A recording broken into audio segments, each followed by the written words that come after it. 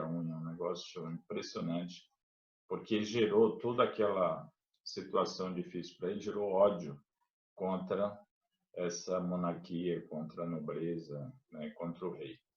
Então, eles partiram e arrasaram e arrebentaram tudo, como vocês observam nessa ilustração aqui. Aí, em seguida, eles conseguiram, através da exigência aí do terceiro estado, uma Assembleia Nacional Constituinte, né, que é o processo de elaboração das leis, aquele período que os representantes, né, da população se reúnem, né, os deputados, para, consequentemente, conseguir fazer uma nova Constituição. Então, a Assembleia Nacional é o período de elaboração das leis, tá? E aí, nessa Assembleia Constituinte, eles vão decretar aí a abolição dos privilégios feudais, que até aquele momento, né, existia na França, aprovou uma Constituição Civil, né, do clero, o confisco e nacionalização dos bens da Igreja Católica, né? Então, a partir desse momento, não só a monarquia, mas como a Igreja também vão sofrer aí com essa pressão que ocorreu em relação a essa população francesa que não aguentava mais. E por isso, né, essa busca aí pela mudança que ocorre nesse momento. Aí eles vão fazer uma publicação da Declaração dos Direitos do Homem e do Cidadão. Antes, como vocês sabem, não existia, né, esses direitos, eles não eram reconhecidos, porque o rei é que mandava. O que ele falava era colocado em prática, tá? Então, a partir desse momento, mesmo essa monarquia, ela vai ter que aceitar uma Constituição. Então, a ideia era impor essa Constituição para a monarquia, tá? E aprovou uma Constituição, né, em 1791. Então, vocês observam que eles ficaram aqui, olha, de 89 a 92, discutindo, organizando, né, mudando as leis, e em 1791 essa Constituição fica pronta. E o que é uma Constituição, né? É um conjunto de leis que rege o país. No nosso caso aqui, por exemplo, nós temos a nossa Constituição.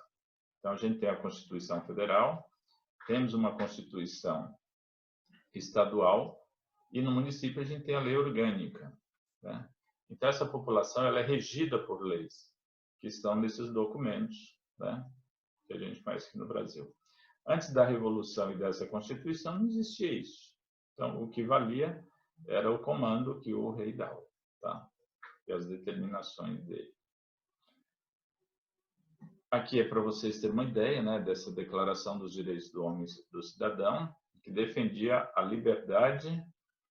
Agora, é interessante que a burguesia conseguiu impor algumas, né, coisas para ela aqui.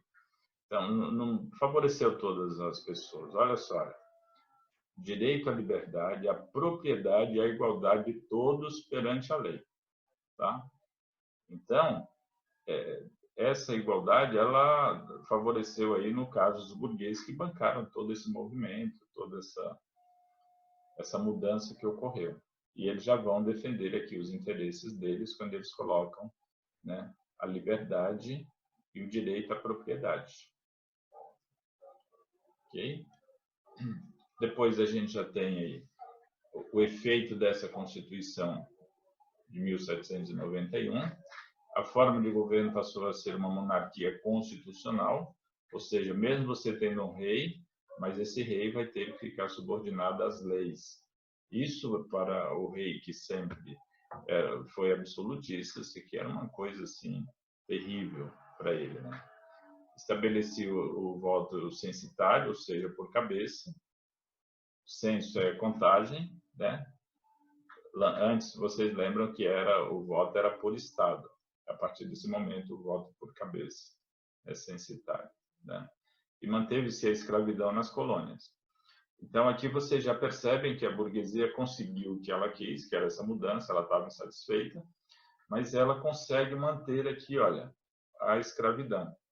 Por isso que eu falei para vocês que as vantagens não foram para todos, né? Só para os burgueses que bancaram aí essa revolução. É lógico que para as camadas menos favorecidas também a situação melhorou um pouquinho, mas quem levou vantagem mesmo foi a burguesia. Então, a partir de 1791, a gente vai ter essa monarquia constitucional, mas eles não aguentam muito tempo. Ela permaneceu isso até 1792, tá? Então, a gente vai ter a manutenção da monarquia como forma de governo, né, que dava ao movimento um ar de continuismo. Então, as pessoas perceberam que essa monarquia constitucional era uma espécie de uma farsa, porque o rei, ele disse que estava sobre a Constituição, porém ele continuava fazendo as mesmas coisas praticamente que ele fazia antes, né? As lideranças populares, elas aumentavam, né, o prestígio às mesas, entre elas destacavam-se o Danton. Aí entram os representantes desse movimento, que foram extremamente importantes. O Danton, o Marat e o Robespierre. O mais fervoroso aqui deles era o Robespierre, que era um advogado extremamente, né, tinha um discurso eloquente, e ele conseguia aí convencer as massas, né, para colocar os seus projetos em prática.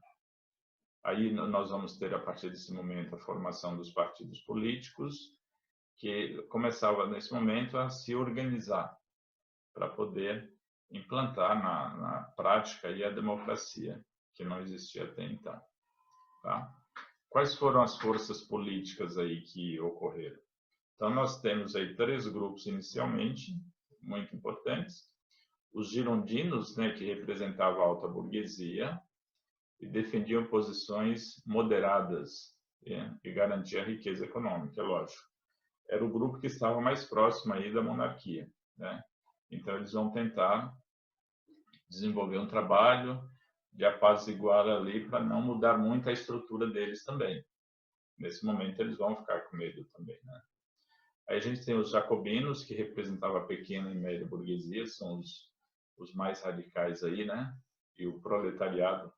Proletariado, essa palavra aqui, olha, quer dizer que o cara tem a força de trabalho para sobreviver. Então, ele não é um proprietário de imóveis, de nada, ele tem a sua força de trabalho e ele troca aí pela sobrevivência, né? É um trabalhador que normalmente tem ganha pouco, tem uma situação complexa aí, né? Difícil de sobrevivência. Defendia as posições radicais e benefícios dos oprimidos. É lógico que esse grupo, como ele está mais próximo aqui do proletariado, ele vai defender aí esses interesses também para essas pessoas que mais necessitavam. Aí, por último, a gente tem a planície, ou chamado de pântano, né, que representava a burguesia financeira.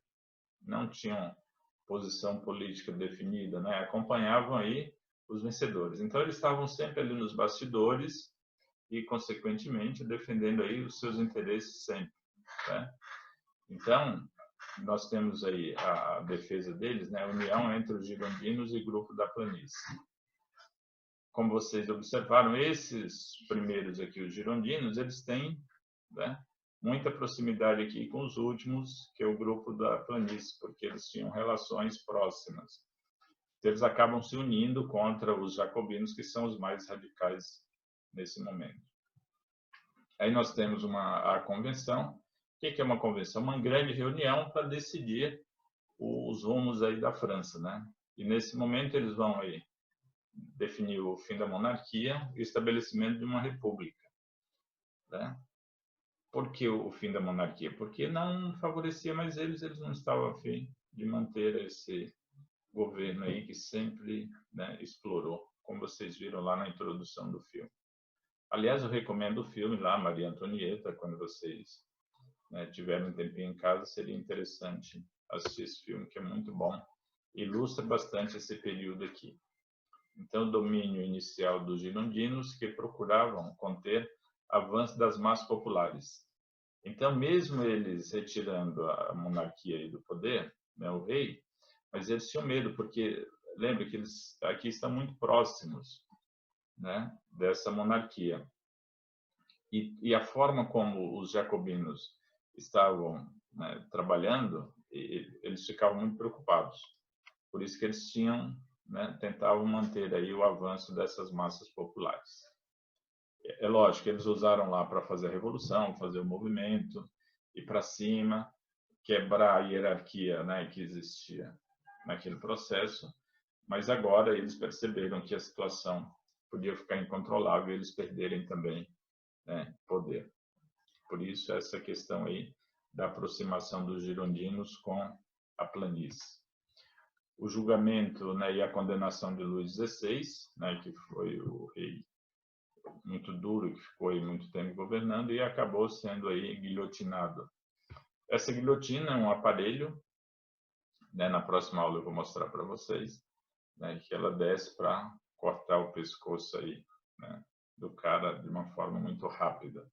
Ela foi inventada aí por um médico chamado Dr. Guillotin, por isso em homenagem a ele, né, a guilhotina, e ele fez isso aí justamente, né, para a pessoa ter uma morte rápida.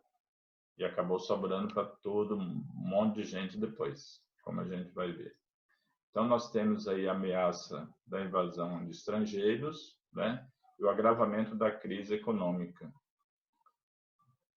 E, consequentemente, os jacobinos que estão aí nesse momento, né, fazendo uma união, onde já tinha os sans-culottes que fazia parte desse grupo, para chegar ao poder a partir de 1793, que vão, né, desenvolver esse trabalho aí. Aqui a gente tem o moço que está segurando, né, essa peça e, consequentemente, levando aqui o Luís XVI, né, para ser guilhotinado. E a partir desse momento eles vão exterminar essa monarquia aí da França. Aqui são os caras mais importantes inicialmente, o Danton e o Marat. O Danton tinha um discurso também muito forte, o Marat mais jornalístico, né, que fazia propaganda, que desenvolvia todo esse trabalho aí, e o Robespierre, que era o intelectual do grupo, que desenvolveu aí o trabalho para conseguir implantar aí esse regime, né, que eles vão chamar de república na França, tá bom? Então essa é a primeira parte aqui da Revolução Francesa e na próxima aula a gente vai continuar aqui partindo do Robespierre, ok? Desejo a todos aí bons estudos, façam todas as atividades, né, que eu vou encaminhar para vocês e aquelas atividades que o Centro de Mídias também vão encaminhar para vocês, depois vocês vão responder e encaminhar via os colegas de vocês aí para mim, tá bom? Um abraço, até a próxima.